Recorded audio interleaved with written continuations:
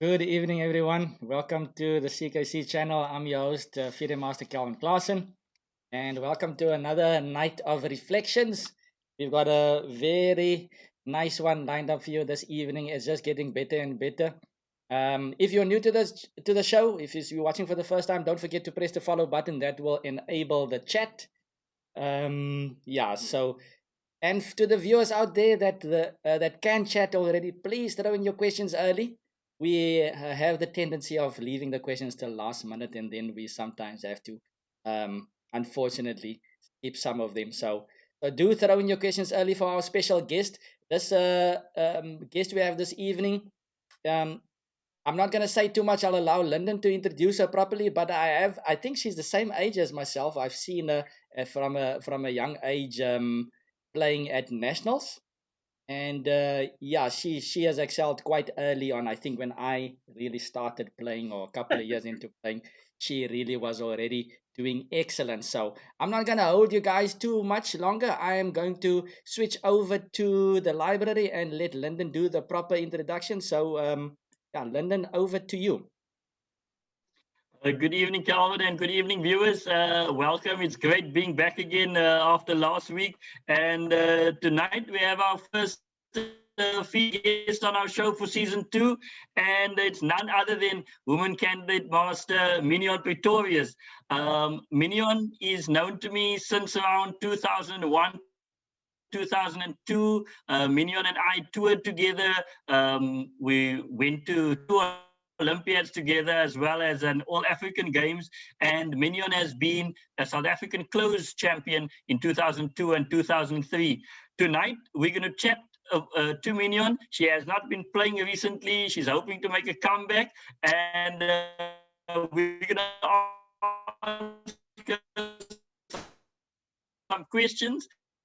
And Mignon, welcome, Mignon, to tonight's reflections.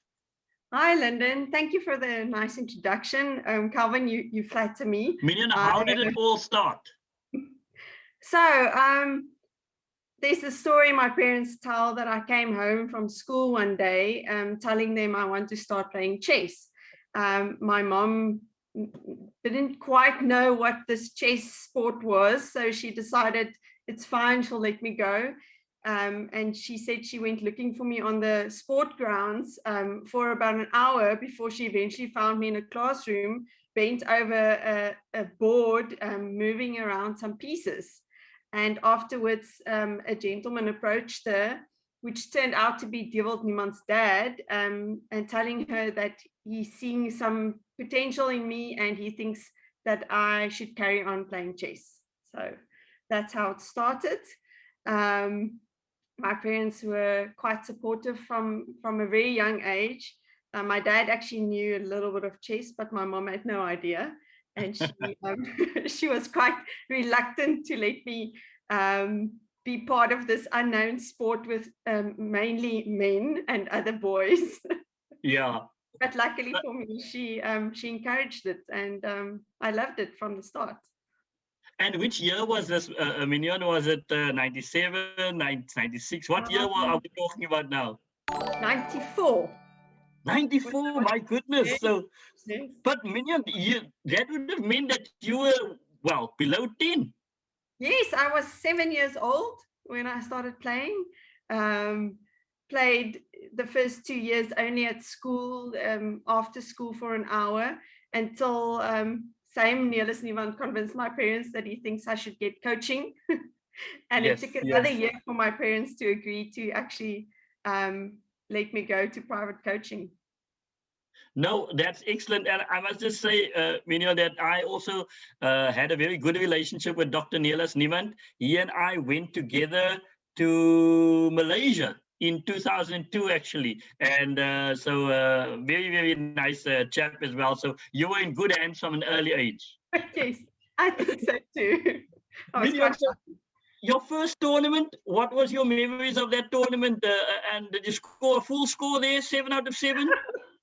No, my first tournament was when I was 9 years old. It was a local school tournament. My parents were so scared to leave me there the whole day. They ended up coming back about every half an hour to check if I was fine. And I actually can't remember my score, but I remember enjoying it a lot. No, fantastic. Now, what attracted you to chess? Because I mean, you just said you announced to your parents that you want to play chess. So, what attracted you? Was it the knights and bishops, or what was it that just mesmerized you? Yeah, Lyndon, I'm not sure. I think I've always been attracted to different kinds of sports that's not the norm or not the obvious choice. So I think looking back, it was probably because there was no other girls and I wanted to be the odd one out. Well, good one on that side. So, Mignon, when did you get sort of your first colors? And when you played for the school, when did you start playing in those normal sort of December nationals, as it were? I actually, after I started getting formal coaching, within that year, I received my Gauteng colors, played nationals for the first time, and actually placed 9th at nationals overall. So I think that convinced me and my parents that I should keep on going. No, of course. And Mignon, your first sort of open tournament, how did you experience that? I'm sure now it's no longer the school, because at some stage when you have private coaching, they would tell you must play an open tournament. Yeah, I think on my first open tournament, I think I scored like a half out of 7. Yeah, that would normally be typical for everybody when they start, typically. And Mignon, now in 2002, which I consider at least a breakthrough year for you, you won the SA Closed, and you were at a fairly young age. I mean, if I'm not mistaken, not to reveal your age on the show, you were probably about 15. Yes, I was actually advised to go for coaching with Nicholas van der Nut, which I definitely, he's part of the big reason. He's a big reason why I did so well. He was a extremely good coach and a amazing motivator, and I think he actually took me to the next level where I was a bit unsure of where to go from there. I think I won the closed about a year after I started coaching with him. So I definitely think that made a massive difference. And when you worked with Nicholas, did you guys look at openings, middle games, end games? Was it a combination of it? Because I mean, I saw your openings very aggressive. Shefnikov, you love to play that knight c6 and go into that unbalanced pawn structure there on f6 and the like. So what did Nick reveal some of Nick's secrets to us? I think he was quite good at sort of pulling out the best parts of me. He saw from quite early on that I was good tactically and I had sound instincts. So he used that, and together with hard work, a lot of hard work, he showed me that if you're willing to work hard and you trust yourself, you can actually do a lot, and I can win tournaments.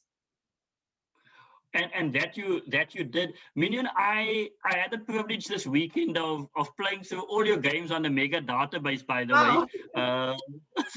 So I because to prepare for any of the of my guests, I need to get what your character is. And I noticed that sharp openings, and that you were happy to play theory for quite some time. That is true. I think something that Nick also taught me is that, especially in the women's section, people weren't that good in their theory. So if I prepared a lot and, spend a lot of time on opening theory, I could easily get an advantage quite early, which just makes everything a lot easier.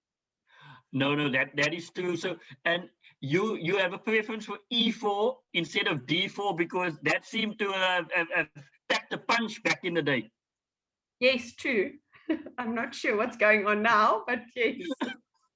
So Mignon, you won the SA Closed in 2002 and 2003. what were your recollections of those two tournaments? Where did you guys play? Because I remember at some stage you guys were playing at a place called the Castle there in Kailami and the rest. What was your recollections of those two tournaments? I remember that time quite fondly. I remember it being a very well-run tournament, very classy. People made a big effort to make us feel like we were important and worthy of a South African women's title, where I think previous years before that time, often when you would play, it was as if the women was sometimes an afterthought. So especially that time at Kailami at the castle, it was an absolutely wonderful experience. They made such a big fuss about us and the women there, and so I've got very fond memories. I think, Mignon, we may have to go explore that castle again there, because I can't recall a tournament being held there for probably for the last 10 or 15 years. You guys may have been the last. Oh wow, yeah. I actually had someone send me a picture the other day. Apparently there's still a photo of me in the castle. Well, as it should be. Now, Mignon, in 2002, you're winning the SA Closed, and then you also went to the Olympiad in Bled in Slovenia. What are your recollections of that Olympiad out in Bled, 2002? Again, also very fond memories. It was my first, big or senior tournament. And I must say I enjoyed the time with the men's team quite a lot. The interesting, their characters, the way they played, the way they analyzed. I think it was a very nice experience and taught me quite a lot, not just on the chessboard, but how to go forward with my chess.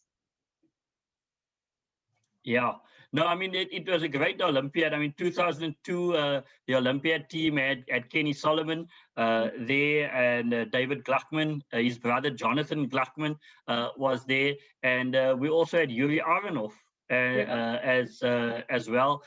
That was in the team. So quite a few players that could do quite a few things there in Slovenia. And in fact, one of my favorite memories of Slovenia is, in fact, Mignon, Robert Gwazi winning 9 out of 9 for Zimbabwe in the open section.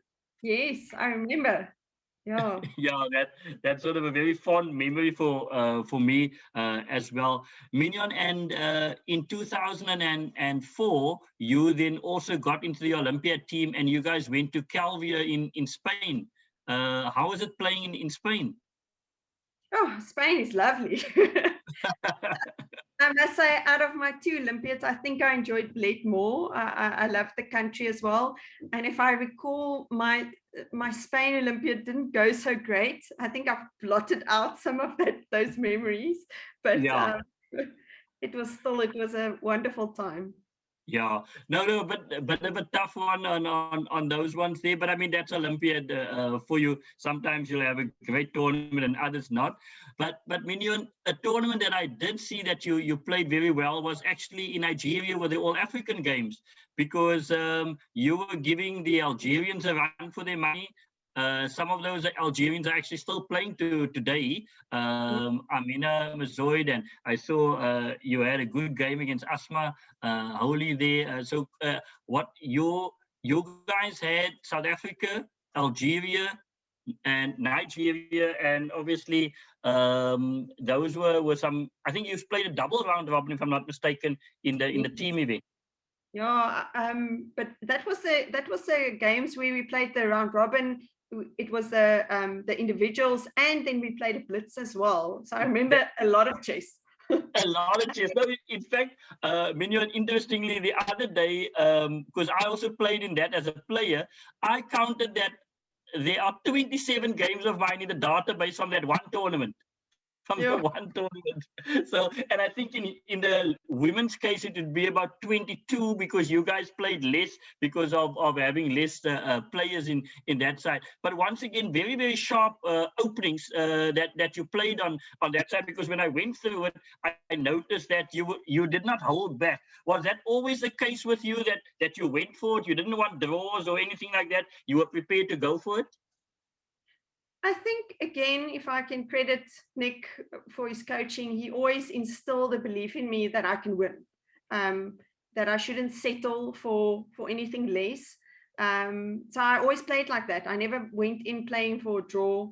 I always went in trying to win. And if I didn't win, I still tried to win. And I think that it's not maybe on a senior level always the best plan, but it did help, because a lot of the players were very passive and weren't willing to take those risks. So I think it paid off.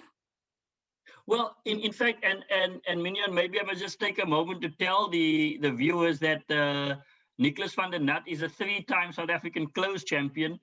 He won the event in 2000 in Port Elizabeth, 2005 in Cape Town, and 2009 in Cape Town. And I mean, you've heard his philosophy as expounded here by Mignon, indicating there that you go for it. And Mignon, I mean, that has credited Nick and yourself, because one can see that in your games. And I think for me, what came out with your games is that you were prepared to give it your all. Whether you won, lost, or drew, you gave it your all, and that is the important thing that I think that I can see in your games. What did you say about that? Well, I can tell you, my husband and I played a strategic PlayStation game a month ago, and he couldn't understand why I kept on taking these unnecessary risks while he was sort of playing very more defensive and slowly building up his position. Yeah. So I think that's probably a trait that I've always had in competitive sport, to always try and win. I like winning. Why not? And I mean, you're prepared to take the risk as well. Mignon, you no longer Pretorius, you now Hamman. When did you get married? I got married in 2013. So this year we've been married for 8 years, and I've got 2 beautiful children as well. So I'm very blessed. No. And Mignon, your studies, I noticed that you studied at the University of Pretoria, if I'm not mistaken. Yes, I studied medicine at the University of Pretoria, and I've been a general practitioner, medical doctor, for the last almost 10 years now. Mignon, would it be out of place if I would then tell the viewers that any questions for Dr. Hamman can now be posed on the chat box? I will definitely give them my office number. They can give me a call. Good on that one. Mignon, I'm going to take a break for a minute or two, and then Calvin is going to ask 1 or 2 questions that has come from the chat box. So let's over to him for the moment there, Mignon. Thanks on that side. Calvin, over to you.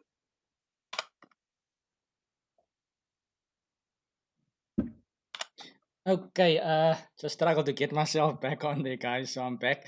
Yeah, so interesting stuff thus far.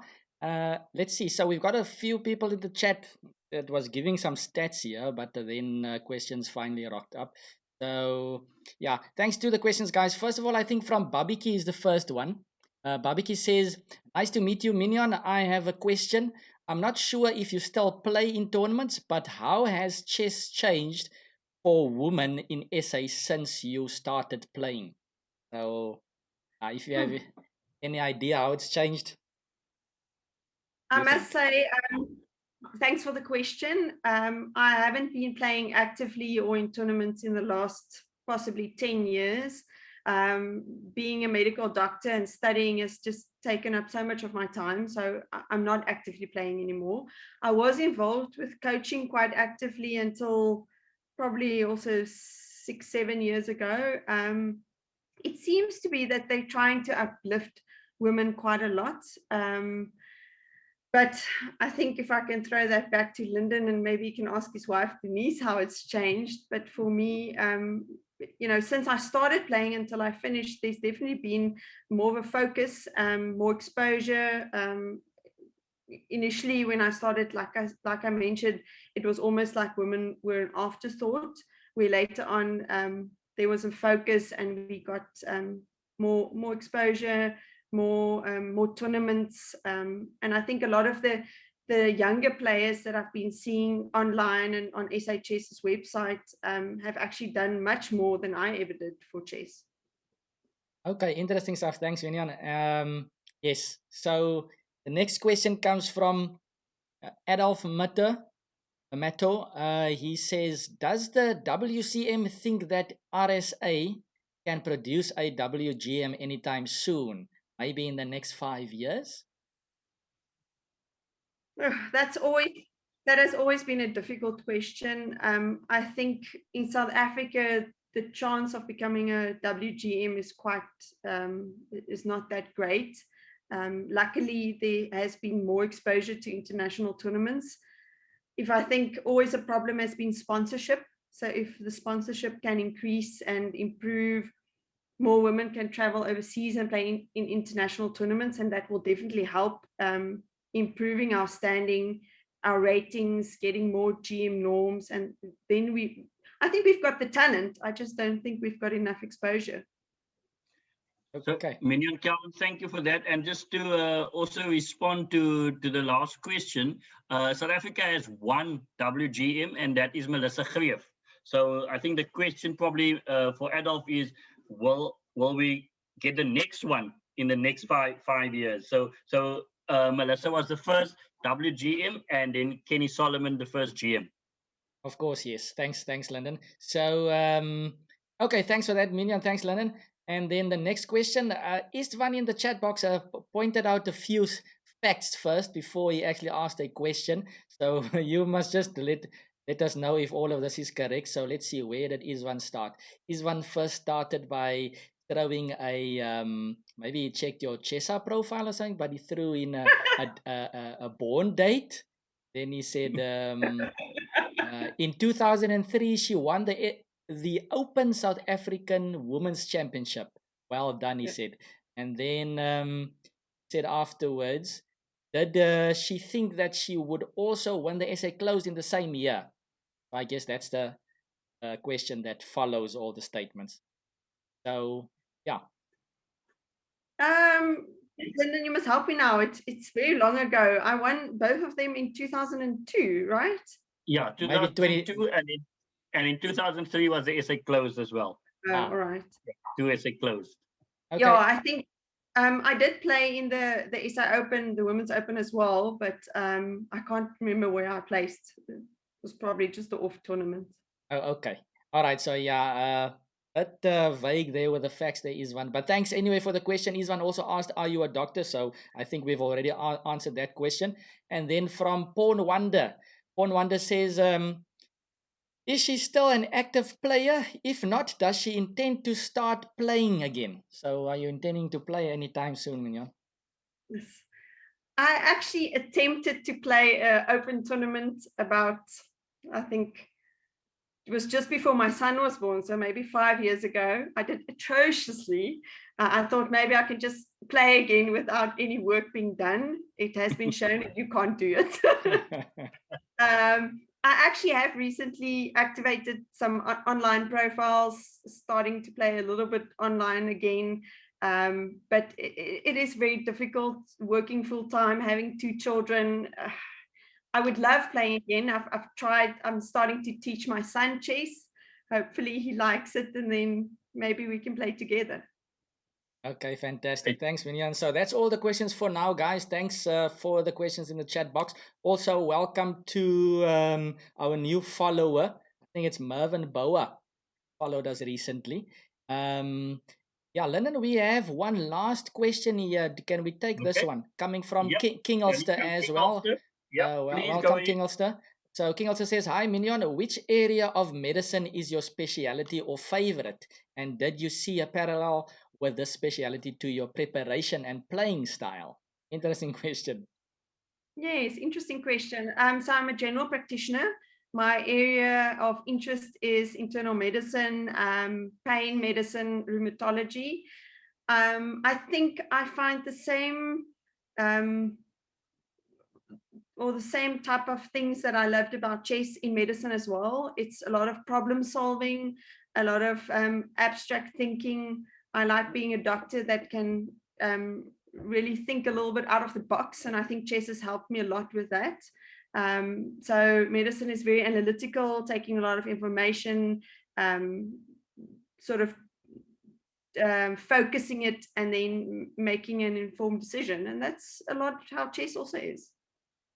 Very interesting. Thanks for that. Very interesting question, interesting answer as well. So thanks again to everybody in the chat. I am gonna go off again, guys. Lyndon, it's all yours again. Thanks. Thanks. Mignon, I'm also aware that around about 2010, you traveled to Botswana as a coach, if I'm not mistaken, Yes. as well. Now, what is your coaching philosophy? I know you haven't coached for some time now with the work and stuff, but at the time, what would you try to instill within the students that you were coaching? I think for me as a coach, well, firstly, I have to say that I love educating people. I love it in chess. I love it in my work. So I think education is very important. And I always hope to instill a love of the game in my kids, because I think if you get pushed too early, too hard by coaches or parents, you won't love the game. And if you don't love the game, the first chance that you'll get, you'll stop. So there's a lot of players and a lot of my peers that feel like me, that love the game, that want to start playing again, but can't because of your external situation. But there's also a lot of people that played well but stopped the first moment the pressure was taken off. And I wanted to be a coach to instill a love of the game. And I think a lot of the progress and positivity will flow from there. No, it's a very good point, Mignon, because I think a lot of people stop playing after the age of 18, or when they just finish university, then they stop playing altogether. But I think you're right. I mean, I play for my club, and I love playing because, well, I love chess. So I will still continue to play, even if you're not playing at the international level. We still play. So, but a very good point on that side. Mignon, what was your favorite tournament when you were growing up? I mean, in Gauteng at that stage, I recall the Centurion Open. I recall Spescom. You know, Spescom was one of my favorite tournaments back in the day at the Reimsig Stadium. Which one can you recall as one of your favorites? I actually think nationals as a whole was always the highlight of the year. You know, I played for well, it's now I think Joburg Chess, but you know, wasn't that back in the day. But and we had such a nice vibe and a lot of nice people, and everyone was it also that we had a nice hiss. So nationals was always for me the absolute highlight. Even if we did horribly, which Gauteng never did, we always placed very well. Naturally.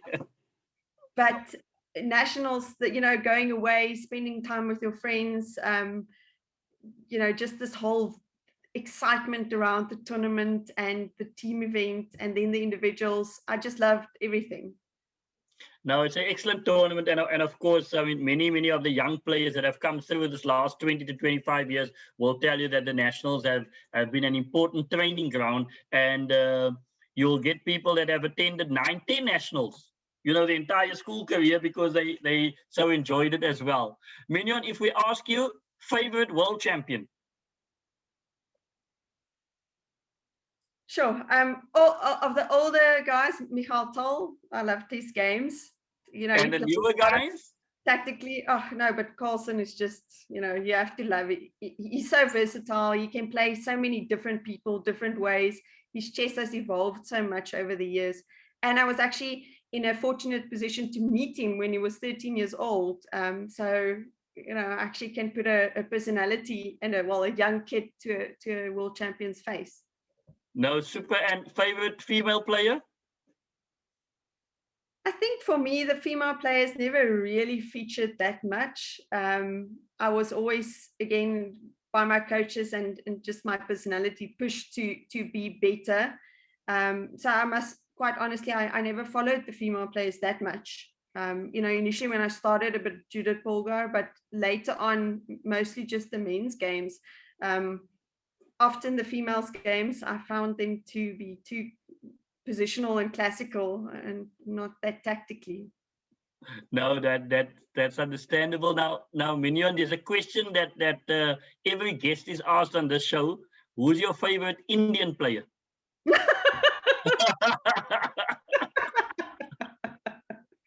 So yeah, we've got a viewer from India who asks every guest that question, and we haven't, Calvin, had that question for a long time. So I needed to ask Mignon if she's got a favorite Indian player as well. So now I think I need to go and Google some unknown female Indian player that I can tell him that. well, it's actually quite a number of the young Indian players that came to Johannesburg, Mignon, in 2011 to Emperor's Palace. Yeah, we played the Commonwealth Chess Championship there. Nicholas van der Nat did quite well. Nick, myself, and Walter scored, I think, 8 out of 11. But they had a huge Indian contingent there as well. So that was for one of our other viewers.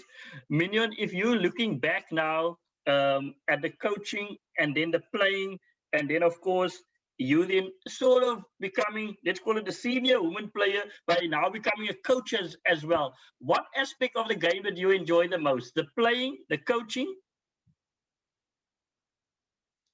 I think every season brought its own joys. I loved winning, and I loved being prepared enough to win. So I didn't like coming to a tournament unprepared and feeling like I didn't put enough in before the tournament. But the coaching was a whole new dynamic. It was a little bit less about the chess and more about the kids, which I also loved it. Especially the age group sort of 10, 11, 12 years old were always my favorite, because I felt that you could mold them a little bit. You could still be their mentor, and you can actually improve them so much if they are willing.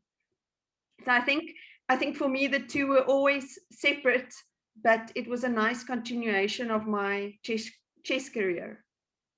Well, Mignon, I think you've summed it up. Every season brings something different, a different joy, because you can be involved in different aspects of the game. And so whether you're playing, whether you're coaching, whether, as you said, now you're just watching some of the games online or whatever the case is, but you find that joy. Now, Mignon, what I'd like us to do sort of for the last 20 to 25 minutes, I've chosen 3 games that I thought were excellent games from your international days. And I thought that perhaps we could have a look at them. And of course, the moves will reveal your ideas, but it'll always be good to hear some of the ideas from you as the player as well. So I'm going to invite Calvin to come back on now. Calvin, perhaps you want to take 1 or 2 questions from the chat room, and then we go into 1 or 2 of the games. Calvin, over to you. Okay, so no more questions, but we do have a nice statement here by Dr. Queenie. I think we already kind of know who's Dr. Queenie by now. I don't know if I'm allowed to say the name. Maybe Dr. Queenie can say that. Give me an indication. But Dr. Queenie says, really nice seeing you again, Mignon, and also listening to your views and how you experience chess. You are such a natural and talented player. I'm sure doing a couple of tactics and dusting off your Sveshnikov will get you back on track real quick. I will be great. Will be great to see you play again. And Dr. Queenie just gave me the go ahead. I can't say who she is. That's of course Dr. Denise Bouah. So thanks Denise. Hi Denise. Yeah, it was always nice playing with you, and it's good to see you that you're still involved in a professional and a player capacity. So thanks. I must say, it's not that easy to dust off your tactics. When I started playing online again, I tried, but I'm so slow. My analysis takes forever. I get there, but by that time I've already lost some time. Okay, cool. Thanks, Mignon. I must say, I try to stay active. I'm still dusting my tactics off. So anyway, so yeah, we can switch over to the chessboard, guys. One last statement here by King Ulster. King Ulster says, "Awesome guest, Mignon. Thanks for the frank and very sincere interview value." Thanks, King Ulster, for that. So yes, let's swing over to the chessboard, guys.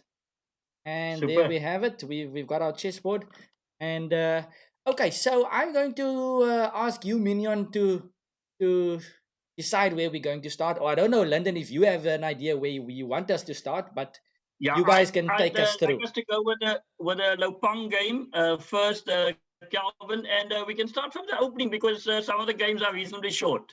So I'm quite happy to go for the Lopang game. Okay, so who's taking charge here, guys? I want to know.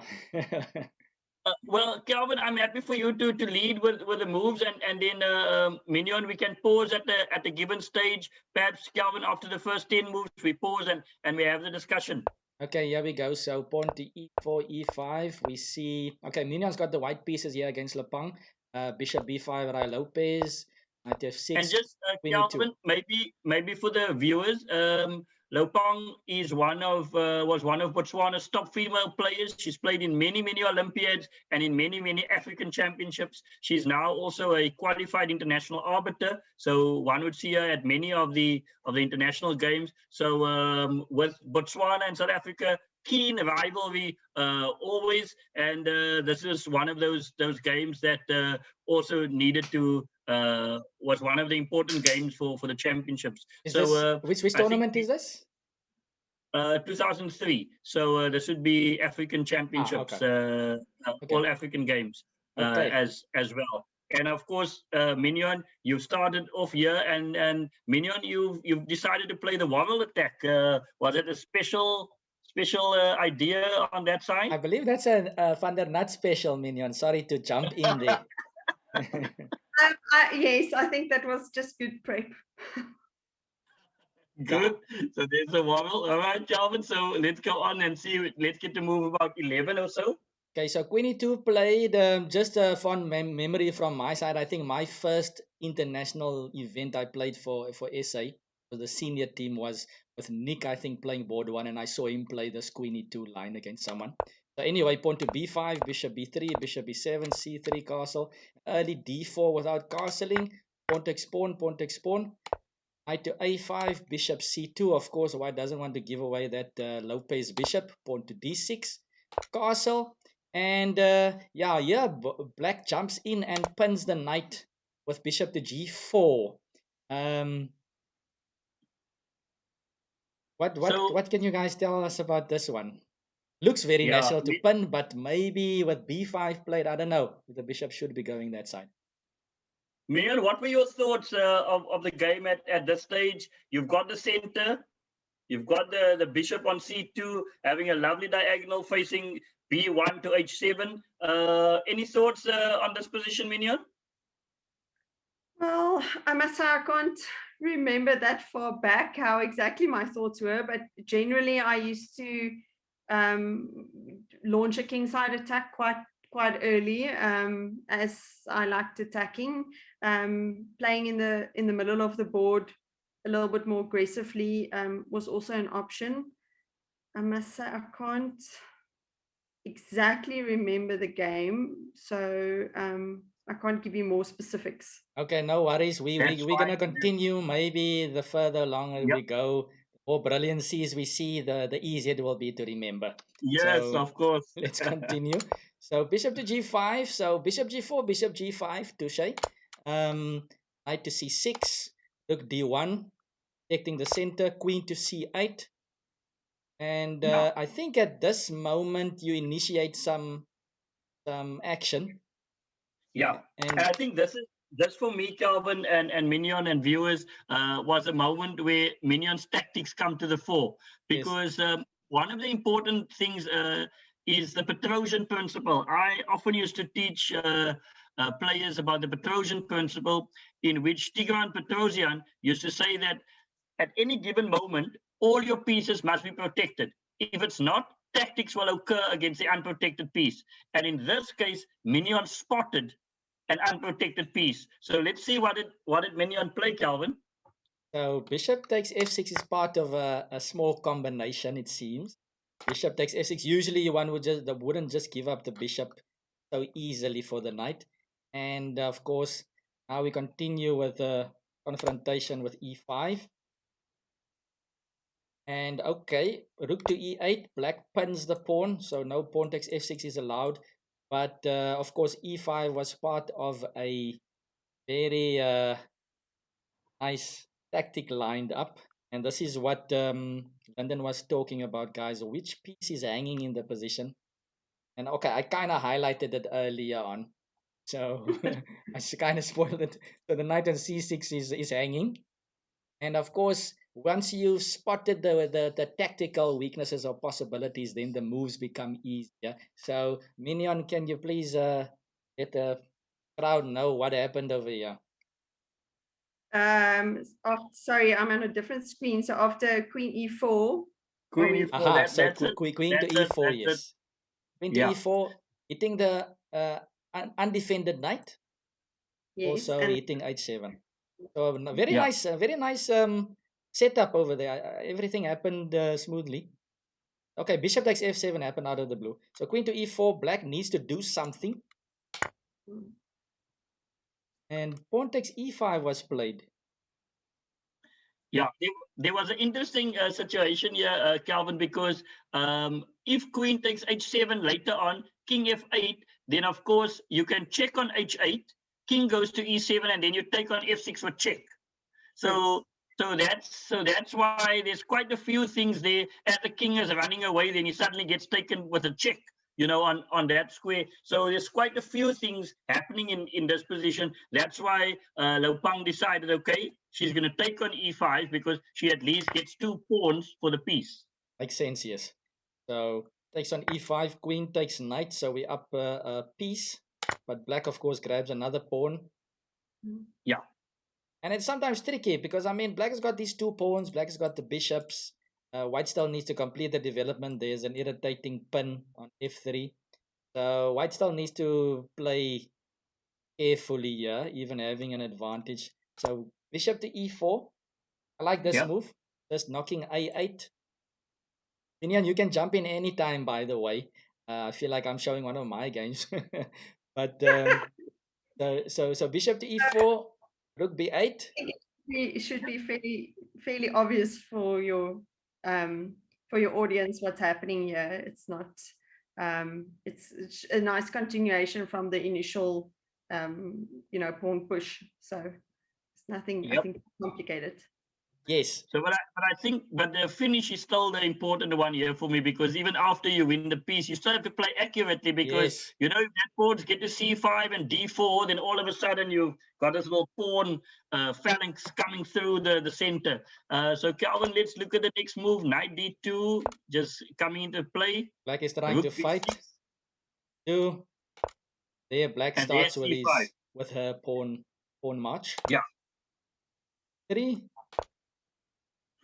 Black plays d3. Very interesting tactic over here. So now, if queen takes d3, then of course black will play c4 and basically double attack the 2 big pieces. White plays bishop takes d3 and c4 happens anyway. Yeah. But of course we've got an attack on the king. So now the interesting thing there is that Lo Pang must have seen this, and I'm not sure if she had forgotten about h7 or she's happy to sacrifice it. So because there's tactics now, and I think, Calvin, this for me is one of the reasons why I also chose this game, is because Mignon, your opponent is not dying. Your opponent is still fighting. So that's important. So that even if you are a piece down, if you have 2 pawns as compensation, 2 bishops, you still need to continue fighting. I think maybe if I can just add a bit of an interesting tidbit there. So my handle on the Lichess app is the comeback kid. And that's actually from my dad, who used to call me that, because when I started playing chess, I never gave up. I always used to fight up until right to the end. I remember playing in nationals where I was literally at a 10 or 11-year-old age being the last player in the hall because I just refused to resign, and I actually drew that game. So I think this is also typical, even if you're down to a piece for 2 pawns, you shouldn't, it's not the end. It's still, you said, Lyndon, it's not as, it's still complicated. No, Definitely. good point. Good point there. With a comeback kid, we'll have to remember that, Calvin. Yes, definitely. So knight bd4 played, and there's a bit of awkwardness with the knights. Black decides to capture and try to use that, but this kind of allows white's rook to enter the field here, and the black king feels very, very exposed on h8, having a nice conversation with the bishop on h7. Rook h6, I guess that's what black was kind of banking on, defending the king and thinking about this counter attack business that Lyndon was talking about. Okay, and yeah, I like the way Mignon handled it here, because it seems like you're just not basically ignoring what black is doing from an offensive side, just continuing with your own aggressive play. A lot of times one would think just to retract the bishop just to get it for safety, hearing maybe g6 or something like that, knight g5, leaping forward. But okay, f7 is hanging, we're protecting the bishop. Queen c7. Finally, black has a serious threat on the board. And one important defensive move, g3, and black continues with bravado, rook to e2. And what to do, guys? White to play. Oh, so rook to e2 looks very aggressive. Yeah, so I'm gonna maybe nudge the audience. Do you guys have any suggestions? Mignon, I don't know if you can remember your game. Maybe you can dust off the tactics a bit, or No, can you but maybe explain? Can you explain how you got to your move? I think key in this position is what you were saying, that there's still an attack taking place. And although you should look what your opponent plays, you shouldn't get too distracted, and maybe see if there's a way to continue or to carry through your threat, which in this case there was. So I don't know if I should give the move or if I should just leave the audience to. Just one moment. Thanks, Mignon. I actually think that's a very important point, by the way. Staying focused on your own plan. We sometimes just lose focus, especially if black is throwing. I mean, the rook queen c7 threatening mate, rook e2, all in your face right now, and you stayed focused. So that's actually a very important point. In the chat box, we've got Patrick. Welcome, Patrick. Patrick is suggesting queen to d1. Interesting move. Eyeing the back rank over there. That's definitely something we are eyeing right now. Queen d1, and King Ulster says rook a to d1. So both suggestions in the chat box has got that d8 square in mind. But Mignon, maybe you should take it a bit further over there and explain what you did. Mignon, Patrick is watching all the way from Mauritius. So and he actually met you at one of the Olympiads. So Patrick is making a suggestion there, and it's close. But let's allow Mignon to play the next move. Well, the next move is rook to d8 check. There we go with that move. By the way, Barbecue was suggesting knight takes f7 first, and Grey Old Wizard also. Grey Old Wizard finally said the rook d8. So maybe with the lag, actually, he did say that in time. So wow. So we were. That's what. That's the beautiful thing about chess. Sometimes it seems like a move is impossible to play, and these are the type of great moves that you played anyway. That's a great feeling. So rook d8 played anyway, and black resigned. Why did black resign? So obviously black needs to take the rook, right? Yeah, he has to take. After queen takes rook, what happens? Anybody? It's mate. Knight takes f7, and that is actually mate. The bishop is protected, so yeah, that was a beautiful finish. If I were black, okay, I'm saying this now, not being the person that played, but maybe she could have allowed you to execute this one over Yeah. here. I But always, I don't like resigning, but if I resign, at least, resign when someone is winning. Don't resign one move before they mate you. That's sort of, yeah, that would have been nice to execute it. But okay, anyway, beautiful game over there. Lovely, Yeah. lovely attack. Well played. Yeah, and I just want to make the point, to the viewers as well, that normally when you try to checkmate an opposing king, then you need 3 pieces. And if you look closely, then you'll see the rook is given its life, and then the queen on c2 is protecting the bishop on h7, which is covering g8. And then, of course, the knight comes into f7. So the knight and bishop and queen are then the 3 pieces that forces mate. Very difficult to force mate with only 2 pieces unless you have a battery or queen and knight 4 combination. But in general, checkmates are forced by 3 pieces rather than 2. So it's just little something to remember on that side. But Mignon, a lovely finish on that side as well. So thanks for that game. Calvin, I think we can go to the Doris game where Mignon is black, and then there's 1 or 2 comments in the chat box as well. Okay, let's see. So, King also said nice, nice enforcing line. Where am I now? Barbecue says, enjoyed this Reflections episode. Thank you. Double exclamation. Thanks, Barbecue. Patrick says, I remember Mignon at the Calvia Olympiad. She was great friend. She was a great friend with the late Ariane Kaioli. I think that's the late wife of, Yeah. of Varonian. Varonian, if my memory is good, he says. So, yes. Yeah, yes. that is actually true. We actually spend a lot of time at that Olympia together. Aha. Okay. Yeah.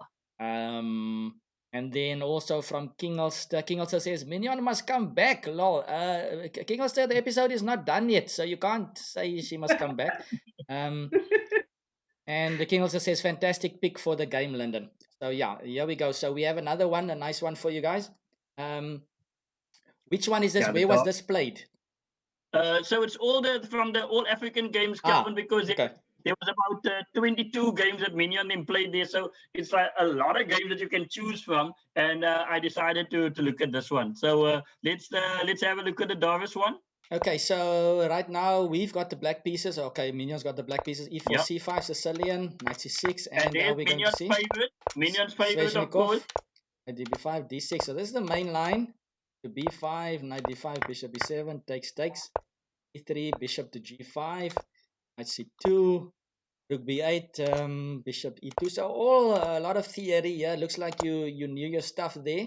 Bishop E6, knight C3, A5, and the pawn to B3, G6, King H1. So, okay, basically we are in the middle game territory, guys, and black is basically playing very... This is one of the more dynamic or interesting Sicilians where, I mean, black is playing with A5 and B5. Black played G6 for possible F5. So it's a very fighting-like Sicilian. Not that, I mean, all of them are probably fighting, but this is very hyper-modern.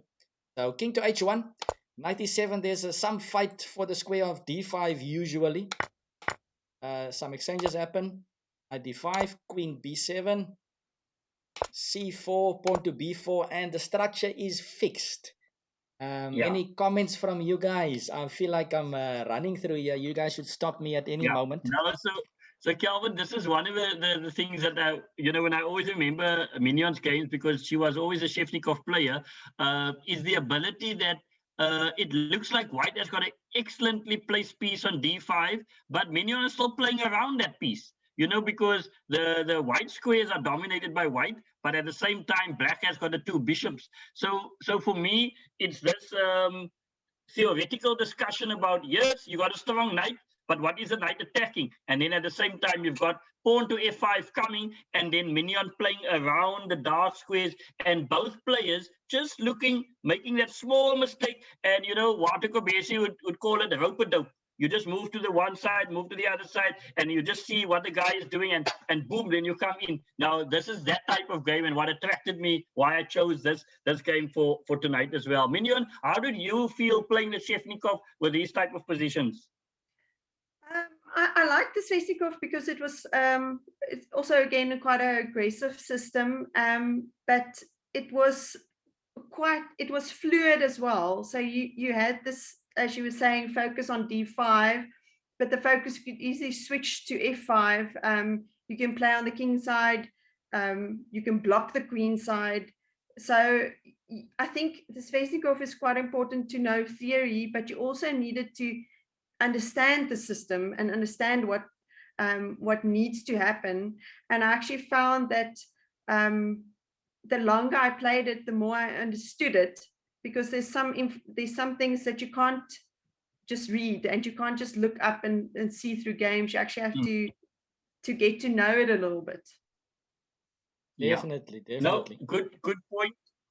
Good point. And of course, Calvin, a firm favorite of Grandmaster Kenny Solomon for a long time. He used to play it here in Cape Town when he lived here. And if you look at the 2003 SA Closed, quite a few games that he played at Shevnikov at that SA Closed that was held in Kempton Park at Pomona Road, at one of those places there. Yeah, look, I only heard of Kenny playing this one. I also heard himself saying that's one of his favorite openings. But by the time I met Kenny, Kenny was playing E4, D6 stuff. So I never saw him play. Never saw him playing the Svesnikov live. But anyways, a very cool opening. Bishop to G4 played. So obviously White would like to exchange these light squared bishops with the pawns fixed on the dark squares. Black sometimes can struggle in the end game with that dark squared bishop. But Black, of course, doesn't need to capture. Black will always wait for White to capture, and then if you can capture with the pawn, the strong knight gets kicked away. But okay, all of that is mute. F5 is on the board. Bishop F3, Queen to D7, Queen D3. So maybe in the long run, White would like to apply pressure on that weakness on D6. At some point, the Rook to F7. Black is trying to build up the king side. Takes on E4. Yeah. So, Calvin, this is also another interesting part of the game when I first looked at it, is that Mignon is prepared to give up that square there on E4 to obviously allow the bishop from E6 to come through. And sometimes I've seen Grandmaster games where that tension is kept there for a long, long time. As well, the tension on E4 and F5. So this is also something. Do you keep the tension? When do you release the tension? But as Mignon says, it comes with experience. And in this case, she's got piece play going for her. Yes, indeed. I think if I can also jump in there, something that can happen quite a lot in these type of structures is that you can use your rook, either the rook that's on F8 and push it to F7, but that rook can easily switch to the queen side if need be. The same goes the other way around. I've played positions where you would play rook B7, or even if the rook was still on A8, rook A7, and switch the rook over to the king side. So it's a lot of easy movement for your rooks behind the pawns before you actually have to commit to playing on a certain side or in a certain way. Yeah. Definitely more interesting dynamics, yes, indeed. So okay, bishop to G4. So you're tempting White to play F3. So there's some dark square weaknesses. More dark square. Bishop to F5. Knight to E3. Some exchanges on E4. Queen to A7. The knight is under fire. Knight to D5 back. Double up on the F file. Rook to D3. Queen C5. So Black is definitely in charge of the dark squares. Yeah, Calvin, that's what I wanted to point out. The interesting thing here in this position is that Queen C5, Bishop G5, Rook F8, and of course the Rook on F7 is covering the 7th rank on that side. And then at the same time, White has got all the light squares. So, so that is the one thing about the Shevnikov. You must have this ability to understand light and dark color complex. And this is what Mignon is illustrating here in this game. She's playing it. She's illustrating it with her moves, finding the best moves each time. And of course, remember, this is an international game. So, both players, Mignon was 1900 at the time, her opponent was 1800, but both players are playing for their country. So tough game, so a lot riding on it as well. So let's see how the game continues, Calvin. Okay, so doubling up on the d file, rook f d1, queen f2. So the black queen is lurking around the king. Queen to e1, and black declines the exchange of queens. Knight to e3, and here comes a moment where things happen. Pawn to e4, and Yeah. very interesting. So it seems like a pawn sack basically to open up lines. So again, you need to be very aware and alert when to take these moments, Mignon. I think I was also a little bit bored of the closed game. Okay, so you also need to be slightly bored at some moments. You play the Sveshnikov. But, Okay. but I think, Calvin, this is for me, if we look at the position on the board with a pawn to e4, there's an interesting book that was written by one of the guys from Russia called The Critical Moment.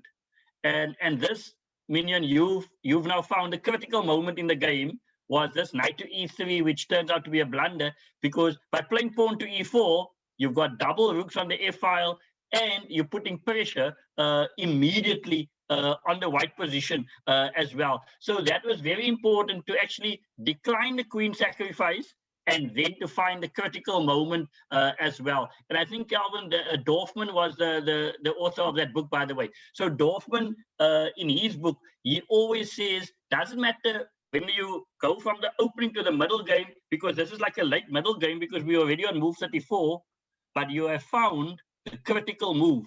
And that is why you must identify that one. And here Mignon has done that with a move e4.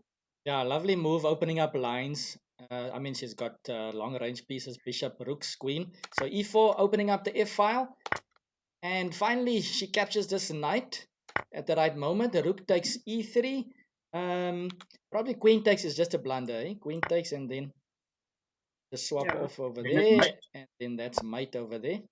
So rook takes e3. Rook f1 check. And you give up your two rooks, but of course you pick up the rook on e3, and yeah, that's basically it. And after a couple of moves, the game was done. So yeah, beautiful timing over there. And I think one important thing that people might just keep over of this game is that decision not to, like Lyndon said, not to exchange queens. Sometimes you must just give yourself this the recipe to still have breaks in the position. And if you just exchange queens, and then there's a lot less that you can do. So that skill to just keep the game going, keep pieces on the board sometimes is difficult for a lot of people, including myself sometimes. So yeah, beautiful game. Nice Vesnikov. Thanks. So Minion, I quite enjoyed that one. And if you have 10 more minutes for us, Minion, then we can show the last game. We can show the last game, Calvin, which was played between Mignon and Cecile. And of course, Cecile also one of our most talented women players as well. And in fact, Cecile was thus far the first and only woman to play in the men's SA Closed in 2005, by the way. So Cecile, very strong player at a young age. But this was a game that I enjoyed. You'll see that Cecile is black. 2065 was a rating, and Mignon is 1900 a year in this one. But Calvin, let's go up until move 8, and then I would like you to give a comment for us. Okay, maybe if I could also just chip in there for a moment. Cecile and I played many games over the years. You know, we're the same age. We used to play at nationals, at women's championships. She's an extremely talented player, and our matches were always quite tough. I think not just because we were on similar levels, but we had such a different playing style, which often caused us to be in quite a deadlock on the board. So I'm not sure about her, but I always used to prepare extra hard when I knew I was going to be playing Cecile. Interesting stuff. And just to add to that, Mignon, of course, I think we're the same age, and Cecile as well. I've noticed as well at nationals also we all played. But I mean, London, when I coming from Eastern Province, I get there at nationals with the 1500 rating. Then I look at Mignon them with 1900 ratings. I'm like, what's going on here? So I see at 2002 they're already rocking 2000 ratings. So yeah, definitely good stuff from the ladies. Okay, so let's get to it. So Mignon's got the black pieces. E4, we see a French defense. I think No, Cecile. Mignon is white. Mignon is white. Oh, Yeah. sorry. Mignon's got the white pieces. I just misspoken there. So yeah, Cecile plays, I think, a beloved French over here. Yeah. 5. Let's see, 3, classical French. And sticking to aggressive play here, pawn to h4, I like. Yeah. Okay. So this is what is called the Alicante Charted, where you give up a pawn, but you get the open H file and some development minion. Was this a prepared line? Yes, that was a prepared line, but after preparing this specific line against Cecile, I think that was the first time I played it. I actually went on to play it quite a number of times in tournaments. I really liked the opening, but it's very sharp. So I noticed if I forgot some of the moves, you could very quickly get into trouble because it's such a sharp line. Yep. Yes, very interesting line. I think, London and Mignon, I actually tried to make the French work like years ago, and this is one of the lines that really discouraged me. I think I saw one game that Henry also played this line. I don't know where it was, but very menacing line indeed. So pawn to h4, black declines the pawn sack because the h file is going to open up with lots of compensation. Exchanges happen. Okay, so king takes looks strange, but after queen takes, I'm assuming knight b5 is just a killer over there, threatening the check and threatening check over. That will be lots of problems. So king takes e7. In the French is always this funny king moves. King takes e7, king f8. So queen to g4, typical move as well, hitting g7. Knight c6. Black ignores and hits the center. Knight f3. King f8 played. And queen to f4.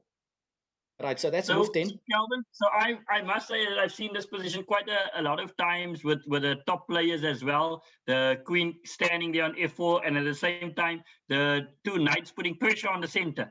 So, the key question is going to be who's now better? The king on f8. We know the rook on h8 is partially out of the game, but will the white center survive? That is the question that we're having, and that is the discussion that is happening at the moment. Yes, indeed. So yeah, the French is all about trying to break down the center. So black takes on d4, knight to b5, looking at maybe invading in the dark squares. A lot of darks will be. Yeah. Queen a5 check. And I'm assuming that all of this was planned, Mignon, because you now do a counter king move here, king d1, and you're like countering king f8 or something. Yes, I think this is still all theory. Okay, my mistake. All theory still, London. We need to scratch up on all theory. No. So king to d1, queen b6. I'm not aware. I was not knowing king d1. I must tell you in this one. So it was an interesting one, Mignon, when I looked over the game. Yeah, very interesting indeed. Queen b6, knight to d6. So we're threatening mate in one. Pawn to f6. Takes. So white center has disappeared, but the king on f8 still looks shaky. There's an invader on d6 as well. And very interestingly enough, it just reminds me of that Fischer game. It's completely different, London, but I mean the knight looks like a monster. We all know what they say about the bishop, French bishop in the French. Why is my mouse now moving here, guys?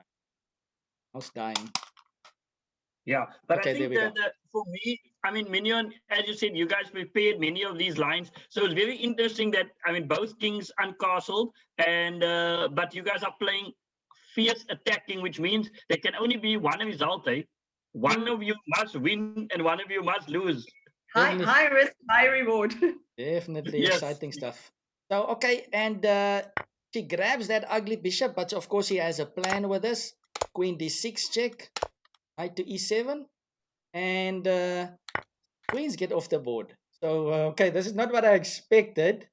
I thought we're gonna see a quick mate, but interestingly enough, let's see. Knight takes d4, and e6 is hanging. How to defend? Black went e5. Okay. Yeah. Knight e6. I mean, either the pawn has to move or the king has to move. Yes, and right now it seems like the white knight is doing everything by himself over here. King f7, knight g5, is causing havoc. King to e8, bishop b5, everything is happening smoothly now. White is getting more pieces into the game. Knight to c6, and the rook e1, very natural. Then all of a sudden, white's pieces are coming together over here. Only the rook on a1 maybe, yeah, is feeling alone right now, but this big center that black has is now under fire, and that's the problem black has. Pawn to e4, and yeah, the further you push the pawns, the weaker they can potentially become, and f3 is played, exploiting the pin. Pawn to h6, and black couldn't tolerate the knight on g5 anymore, trying to chase the knight, and okay, what to do? Yeah. So white has to make some decisions now here, Calvin, because the knight is obviously also attacking the pawn on e4. The knight was covering e6 and f7 there for potential attacks. But h6 is a useful defensive move. But of course, as Mignon said, her philosophy is attack. So the question is what to do. So I think in a situation like this, you need to decide. The knight's been moving around quite a lot, but on g5, what exactly is it going to do next, and where's it going? And there's not really that many good squares for the knight left. So it looks like a strong piece, but it's not really a strong piece anymore. It's done what it was supposed to do. And now I think it's more important to get rid of that black center. yes, indeed. So you started your counterplay with f takes e4, allowing black to capture the knight. Of course, if black doesn't capture the knight, then you can capture back on e4 with the knight on g5, and that's perfect. So black accepts the knight on g5, e takes d5, discover check, also hitting the knight on c6, that is pinned. The king f7, and you regain your knight on c6. And okay, your bishop on b5 is hanging, your pawn on h4 is hanging, but again you play forward and take on g5. Yeah. And so Calvin and Mignon, I noticed that there was many Zwischenzooks. So just when you think that the bishop has to move and you're going to lose the pawn, actually it doesn't have to, because if the pawn is captured on b5, it will be two isolated double pawns basically on that side. And then at the same time, you've got three pawns that's together on that side. So you should be okay. The key question though, who's winning this position, Calvin? Difficult to say. Both have weaknesses on g2 I don't know. and c2. I kind of like white. Yeah, I mean, white should just sort out the c2 pawn. Just connect. Once white gets the rook a1 into the game, then white has a lot of winning chance. But okay, black has something for the white position. Definitely white is for choice. But okay, so like you said, that's an interesting variation. But black decided just to play knight h7. Bishop is still hanging. Bishop c4 check, and the dust has somewhat cleared. The g5 pawn is probably going to drop. That means white will be a pawn up. So after all that chaos and Zwischenzooks and king f8 and king d1 moves, find ourselves in an endgame with white being a pawn up. Okay, but white is not letting go easily here. Rook e6 check. King takes. I'm sure the king didn't want to march forward. King d2, and finally we're inviting the rook on a1 to join party. Rook he8. Black is trying to just basically kill the flames here. Rook e1 takes, and this looks very nice with the bishop and the rook combo. Pawn up, active pieces. Knight to f6, bishop d3. Black covering the 7th rank, and yeah, I don't know. Just for the basic players out there, we've got different levels of viewers out there, guys. What should white do here? What should the strategy be here to win long term? Well, I think you should at least obviously know a bit of endgame, but white's got a queenside pawn majority there, and the bishop is generally a little bit better than the knight in positions where there's more than one pawn structure. Yes. So I think that's the basic in-game principles, and then you just need to build on them. Whoopsie, I just made a random move here. So. Yeah, no, I fully agree with you, Minion. And I mean, like Minion said, guys, use your extra pawn. So we should be thinking about pushing those queenside pawns and the bishop pointing at both directions. So yeah, that's quite a nice long-term advantage we have. Let's see what happens. And okay, a4 on the board immediately, starting that plan. Yeah. Into Yeah, but h4. I also wanted to make the point, although we're not talking about it because of Yeah. of the amount of pieces that's on the board, but that king on G5, H4 is not so safe, you know, because there's lots of squares that have been taken away from the king. So although there's very little pieces on the board, a bishop and a rook, you could get a mating net on that king side if one is not careful. Definitely. Fully agree. The king is feeling slightly out of place there. King h4, bishop e2. Right, keeping an eye on the king side as well. That's a nice thing about the bishops in these endgames. Knight to d5, bishop f3. A nice little relationship there between the g2 pawn and the bishop. Very solid. Bishop is applying pressure on the diagonal. Rook d7. With the sidestep, the discovered check. Pawn to b5. And yeah, here things start to fall apart for black. Rook takes c6, pawn takes a4. Rook c4 check. Rook g4 check. And okay, the a4 pawn is up for grabs, but Minion, yeah, you stay true to your aggressive nature here. And you're still hunting for the king. So you continue with king f2, threatening mate. So, okay, so no need to grab the pawn immediately. I like that. Black desperately plays g5, and we can still take on a4, but now white takes on g5, hitting the knight, and again threatening mate. Knight f4 looks like a desperate move just to stop it. But what can black do?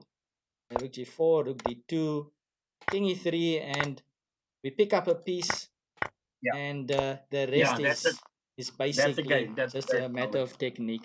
So beautiful play, mixing up the endgame play and the tactical side. There's always tactics in endgames, like Lyndon pointed out. Nice game, Minion. Interesting stuff. I haven't seen too many games of you, but impressive stuff. Thank you. Yeah, so I think Minion, this is for me some of your great games that can be found in the database, of course. And I think that you know, when I looked at the game the first time, I thought, hey, where's this knight on g5? It's just going to go to h3 or go to e6, and then you just sacrificed it, you know, for that moment in this game. So I think, Calvin, this is a game representative of South African women's chess at that time. Two top players playing all out and playing aggressively. You know, there's no what do you call it, d4, d5 type of things where we're going to shadow box a bit and then we're going to try to. No, yeah, both players are going for knockout punches very early on. And I mean, that's the nature of the game. And also, if you look at the preparation, Alekhine charted pawn to h4, and we look at that Shevnikov. So, Minion, I think for me, your style was preparation, attacking, and not trying to go for it. So well done from me to just say that your chess games are enjoyable, because I'm sure you're still going to be playing many more as you get some time for chess. Yes, I do hope so. And thank you for choosing such beautiful games. It's always, I don't often get the chance to look back at my old games, and it was a nice reminder of times gone by. So thank you, Lyndon, and thanks for the invite for tonight. Okay, fantastic, guys. So that's our games for the evening. So we are just going to switch over last time to the library just to have our final words. But yeah, once again, great games there, Minion. And yeah, Lyndon, I don't know. I have to take a bit of offense. D4, D5 is also exciting stuff, eh? I like that, by the way. So anyways, let's go over back to the library side. Okay, no, good. Let's go over to the library side again. And yeah. Okay, so I just okay, so I'm gonna give my final words before we ask London for who's next week. So I just want to thank you, Minion, for taking out your time to join us. It was absolutely lovely having you on the show. I think the viewers enjoyed having you on the show as well, sharing your experiences.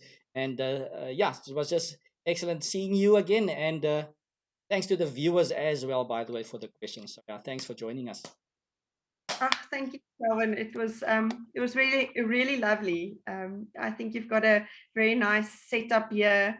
I enjoyed the evening chatting to you guys. It's good to see some familiar faces.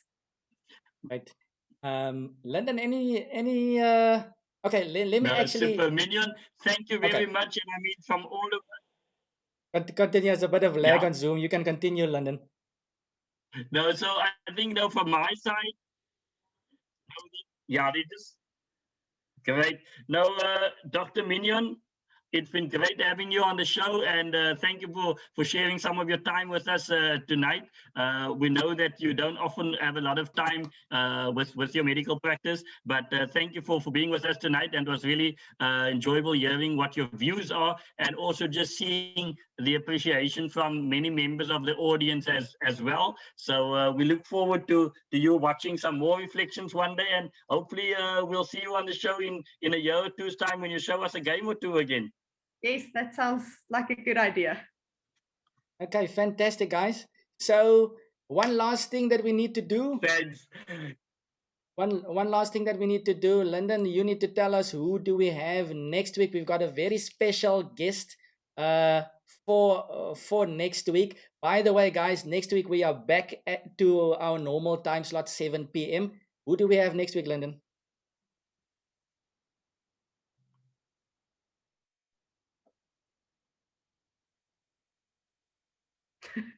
Okay, we're waiting. So, Calvin, our guest for next week is Mr. David Friedgood. He's a 3-time South African champion. He won the South African Championships back in the 60s, and he was the first South African to win a medal at the Chess Olympiad in 1968. And we have the privilege of interviewing Mr. David Friedgood, also a noted author and problem solver in next week's show, all the way from England. Thanks, Calvin and Mignon.